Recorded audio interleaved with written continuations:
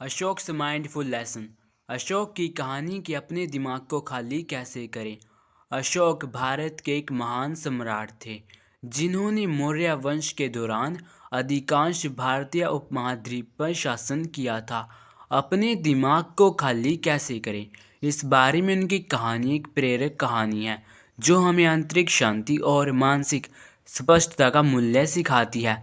किंवदंती के अनुसार अशोक एक क्रूर और क्रूर शासक था जो अनगिनत युद्धों और विजयों में शामिल था। हालांकि कलिंग की लड़ाई के खूनी परिणाम को देखने के बाद, जिसमें 1 लाख से अधिक लोगों की मौत हुई, अशोक ने गहरा परिवर्तन किया। उन्होंने हिंसा को त्याग दिया और बौद्ध धर्म को अपना लिया। धर्म के भगत अनुयायी बन गए। अपनी आध्यात्मिक यात्रा के हिस्से के रूप में अशोक ने ध्यान और ध्यान की कला में महारत हासिल करने की कोशिश की। उन्होंने कई प्रमुख बौद्ध शिक्षकों के साथ परामर्श किया, लेकिन उनमें से कोई भी उनके प्रश्न का संतोषजनक उत्तर नहीं दे पाया। अपने दिमाग को खाली कैसे करें। निराश अशोक मार्गदर्शन के लिए एक बौद्ध शिक्षक के पास गए जिन्होंने उनके प्रश्न का उत्तर दिया। उस बौद्ध शिक्षक ने उनको कहा कि तुम अशोक एक घड़ा लाकर दो और उसमें पानी भरो। अशोक को जैसा कहा गया था उसने बिल्कुल वैसा ही किया।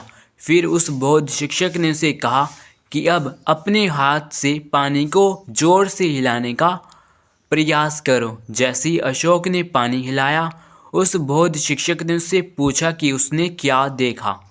मुझे लहरें और लहरें दिखाई देती हैं, अशोक ने उत्तर दिया। तब बौद्ध शिक्षक ने उससे कहा कि वह हिलाना बंद करे और तब तक प्रतीक्षा करे जब तक पानी फिर से शांत ना हो जाए। जब पानी शांत हो गया तो बौद्ध शिक्षक ने उससे फिर पूछा कि उसने क्या देखा। मैं अपना वास्तविक प्रतिबिंब देखता हूँ, अशोक ने कहा। कुम्हार ने तब अशोक को समझाया कि मन घड़े में पानी की तरह है। जब यह उत्तेजित होता है और विचारों और भावनाओं से उत्तेजित होता है तो यह बादल और मैला हो जाता है और हम स्पष्ट रूप से देखने में असमर्थ होते हैं। हालांकि जब मन स्थिर और शांत होता है, जैसे बर्तन में पानी, हम अपने आप को स्पष्ट रूप से देखने में सक्षम होते हैं और अपने वास्तविक स्वरूप में अंतर्दृष्टि प्राप्त करते हैं। अशोक बौद्ध शिक्षक के शब्दों से बहुत प्रभावित हुआ और उन्होंने महसूस किया कि उनके दिमाग को खाली करने की कुंजी आंतरिक शांति करना है, और उन्होंने ध्यान और ध्यान का अभ्यास करना जारी रखा और भारत में बौद्ध धर्म के सबसे बड़े समर्थकों में से एक बन गए।